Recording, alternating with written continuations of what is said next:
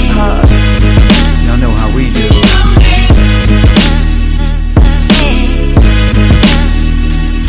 You're listening to Free Zone Matthias, aka Mr. 16 Bars, the real hip hop. We try to tell people that Philly is a special breed. They hate to see us on top, they hate to see us on. They hate to see us come up, they hate we on. They hate the moves that we make because it's made to break them. We give them knowledge on tracks and hope our words can save them. I guess it's hard to give props when you know you lesser. So we right on your heels, I hope you feel the pressure. Rappers faking a role, my shoes will never fit them. Before you come at a king, I let my soldiers get them. I'm from Philly with hot quarters, they turn chilly. Tight shirts with tight jeans, they never feel me. Young boys confused, they think I'm too preachy. Old head in the game and still rep my city. I'm from Philly where hot quarters they turn chilly. Tight shirts with tight jeans, they never feel me. Young boys can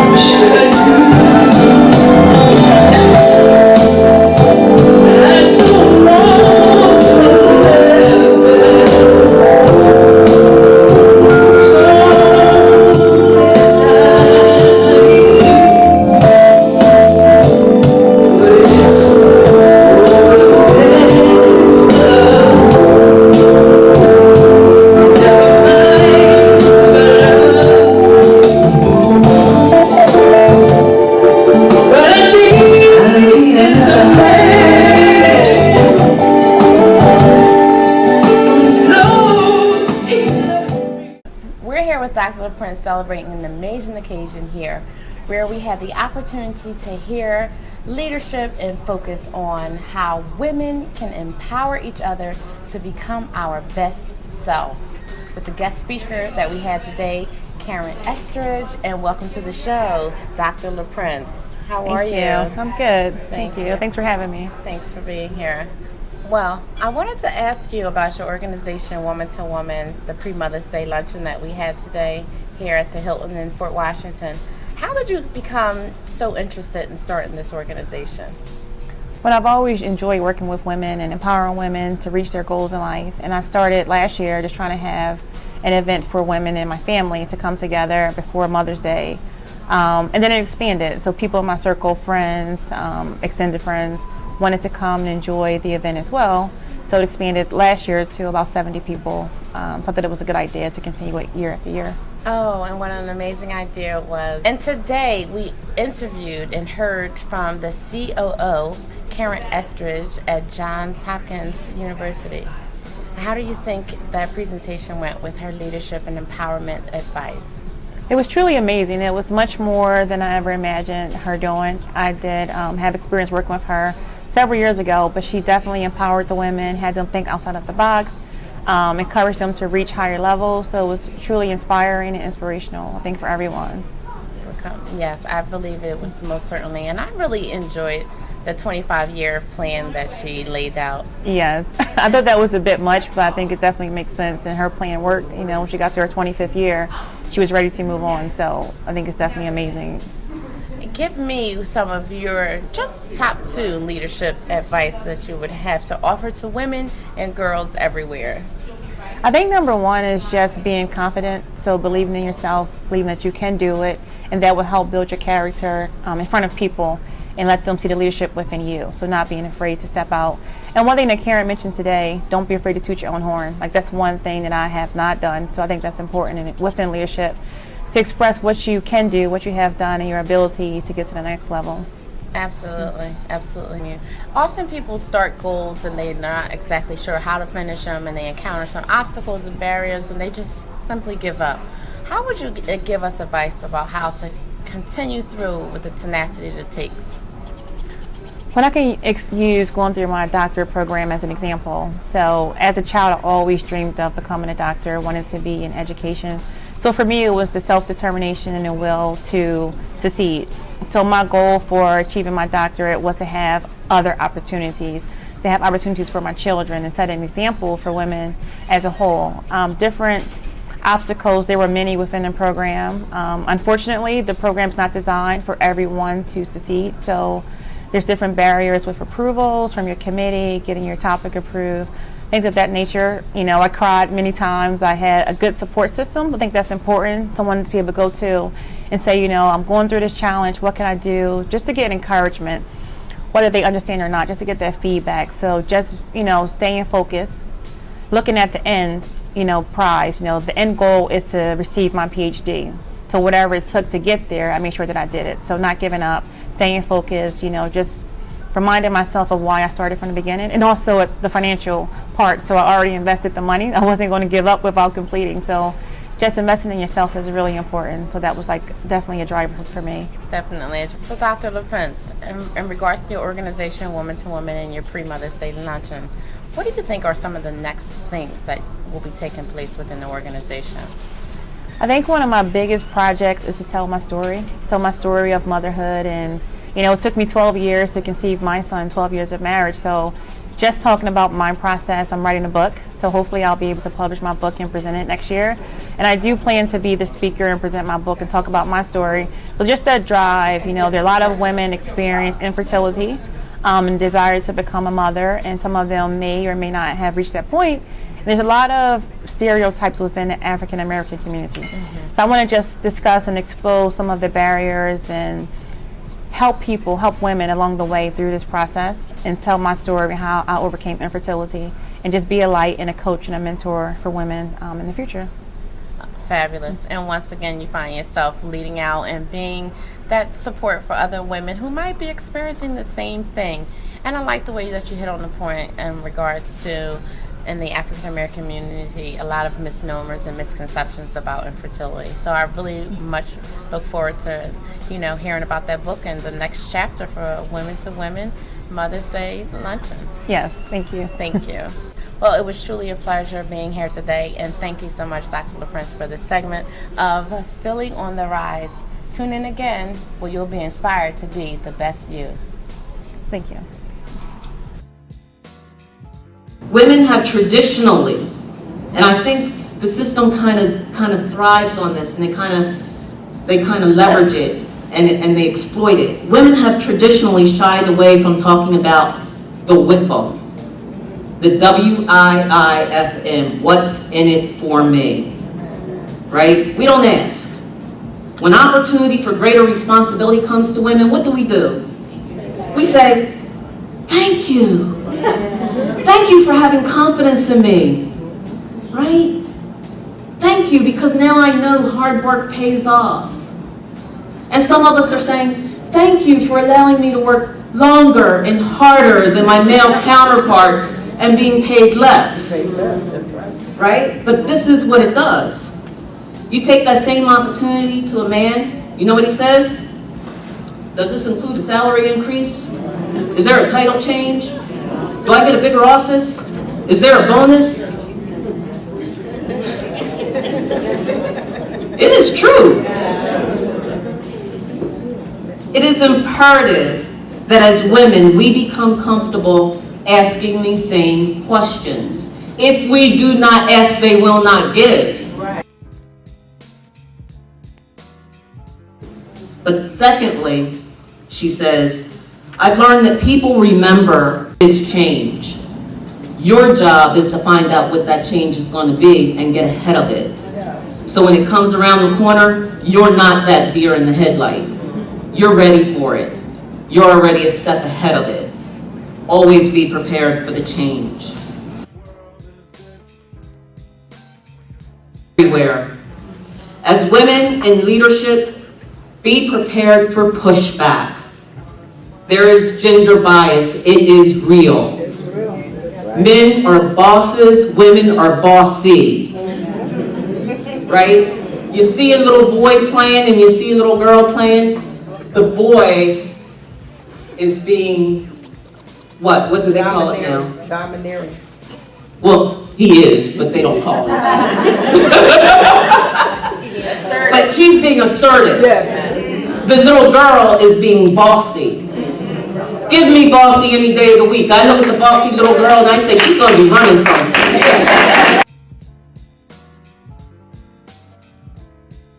So as I wrap up this evening, if I don't leave you with anything else, please take this away.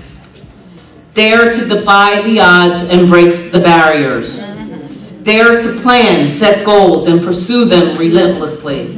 Dare to make a difference. The smallest actions sometimes leave the greatest impressions. Dare to demand equal pay for the same job as your male colleague. Dare to believe that your voice is strong and clear and serves a purpose. Dare to ask, why not me? Dare to believe that you belong in the manager's office, the corner office, the C-suite, that you can lead that team, you can lead that department, that hospital unit, that school, that company. Dare to be unapologetic for your confidence, for your intelligence, your experience, and your success. Dare to be yourself. Dare to fully embrace your role as being the boss, and dare to do this on your terms and with your own style. When my girls call me about an issue or seeking advice after we talk it through, I always wrap up by telling them, it's time to put on your big girl panties, woman up, and get this job done. Because if it was easy, everyone would do it. And finally, I want to leave you with two of my favorite Maya Angelou quotes. If you haven't caught on now, she's like my favorite person. Her first quote that I really love is, my mission in life is not merely to survive, but to thrive. And to do so with passion, compassion, some humor, and some style. But secondly, she says, I've learned that people remember is change. We're now joined by Karen Eskridge. She is the COO of Johns Hopkins. That's correct. Johns Hopkins Healthcare. In Baltimore. In Baltimore, Maryland. As you can see, we just met. But we're now joined by this wonderful lady. She did some wonderful things today. She spoke to the audience about empowerment for women, about empowerment for you, and how to take your career and your personal life to the next level. Karen Eskridge, welcome to Philly on the Rise. Well, thank you. You gave a wonderful speech today. There was a room full of women, and you were there, you empowered them. Let's talk about some nuggets. Okay. There's maybe a lot of topics you spoke on, but give us your top 2 or 3 nuggets that you spoke on today. The top 2, I would really focus on are empowerment and engagement. Empowerment in many senses of the word. Empowerment of taking control of your career, really pursuing it with purpose, and engagement about really getting involved at all levels of your organization and in the care of your personal career. And you spoke of getting involved, taking control of your career. You have a very interesting story because you started at the bottom, if you will. You were a clerk. I was a clerk. And now you're a COO. How was that process over many years? Well, it was a very defined path that I had laid out for myself. In the speech, you heard me talk about my 25-year plan. Mm-hmm. And I decided that I really wanted to go on a path of management. And what did that entail? So what I did was I set about gaining as much experience in the organization as I could. In part of my conversation, I talk about everything isn't always upward. Sometimes you have to go left and sometimes you have to go right. So part of what I did was really focus on where could I get the best experience that would be a value add to me as I pursued other opportunities within the organization. So it was really about always being a value add. So I started at the clerk, I saw an opportunity, I took advantage of it, and that's how I pretty much moved through the organization. In 2009, I retired from Independence Blue Cross, And it was like, I have 34 years of experience in the insurance industry. What do you do with that? Yeah, yeah. And I had gone back to school. I had gotten my master's of jurisprudence and health law from Widener Law. And I was like, I have this health law, and now I have this health insurance background. How do I really leverage the two of them? And I became an independent consultant. Okay. And with that, more opportunities came about. I went out, I helped companies that were in crisis. They were looking for a COO out in Albuquerque, New Mexico, Loveless Health Plan. And I signed on for that role, and I did three years out there as their COO. We were selling off parts of that company, and the Johns Hopkins opportunity came about. And let's talk about focus, because you had the 25-year plan. Yes. Obviously, you have, that's a very long plan, by the way, but you have children, you have a husband, there's Yeah. other interests, but you were still able to zero in on that target and stay focused. How did you do that? Well, one of the things I talk about is work-life balance. And I was very clear that you can't have chaos in one and order in the other and be successful. You have to find where you have order in both of those areas, and then you have to find the best way to intersect them. So it was really about balance. And my husband and I, we had a non-traditional home life. He stayed home with the kids. We pushed my career forward. So that was one way that we went about it. I pursued my education, and he did his thing with art, and that's pretty much how we struck the balance. So it's really about finding that balance, that fine balance Sure. between work and personal. And there's no way, you're nowhere near finished. I know Nah. you're 30 years in the industry, but what's next for Karen Eskridge? Well, Hopkins has a lot of opportunity, and I went in there mentally committed to a minimum of 5 years. And we just have so much going on in that organization. We're bringing in new systems, we're looking at new markets. So, can I tell you my age? Well, if you want to share with the world, go right ahead.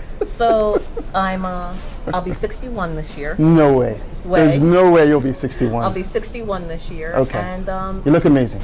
well, thank you very much. And I really, I want to go out on a high note. Yes. And I want to go out on a note where I can really continue to enjoy my life. So I'm really looking at about, a 6-year plan, exit plan. Okay. And at that point, then you can pursue things that you're just passionate about. Sure. And that's probably going to be the next adventure. And your passion is, drum roll please. I love to write. Okay. Write short novels, write poetry, write music. I have a blog. I'm not real consistent with it. It's called Midnight Musings, and I write things that are politically centered. Sometimes Sure. they're social centered. Sometimes they're just funny. Sometimes they're just stories that have passed through my head. Huh? So my daughter wants me to collect about 300 of them. Oh, wow. And then she's going to publish me. So, Okay, all right. You'll be published by your daughter. yeah. Ladies and gentlemen, you've enjoyed Karen Eskridge. She, again, you know who she is. She's doing some amazing things with her life. Yeah. She is the COO. That's correct. Of Johns COO. Hopkins Healthcare. Johns Hopkins Healthcare. I finally got it right. Yes. Finally got it right. Thanks a lot for joining us for this segment of Filling the Rise, and we'll see you soon.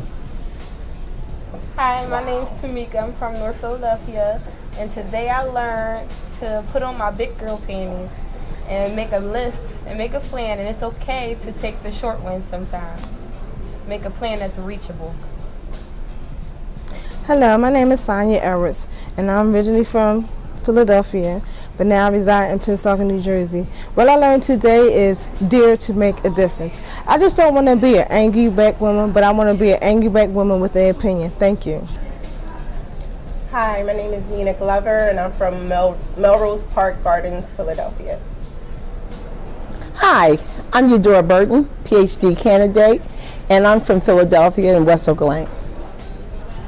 I'll go first. And what I learned today at the pre-Mother's Day luncheon was not to be afraid to be myself, not to be afraid to grow in my career and reach for the stars.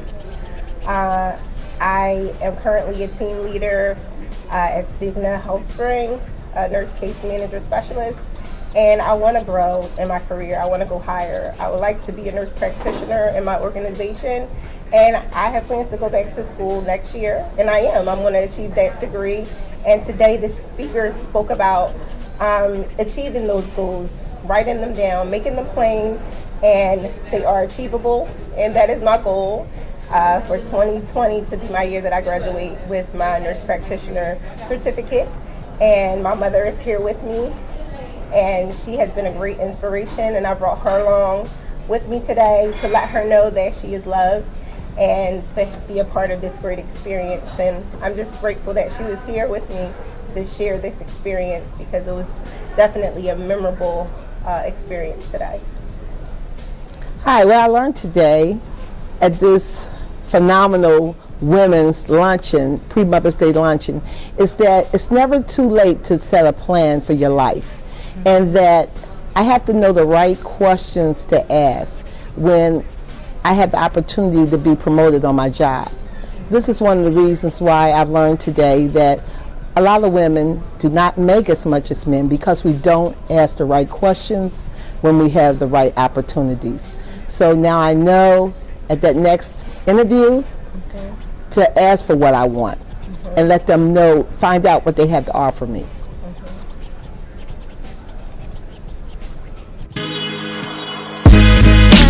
That real hip hop. Y'all know how we do.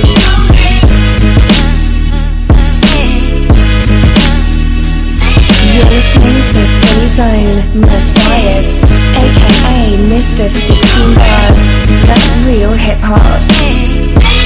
We try to tell people that Philly is a special breed. They hate to see us on top. They hate to see us on. They hate to see us come.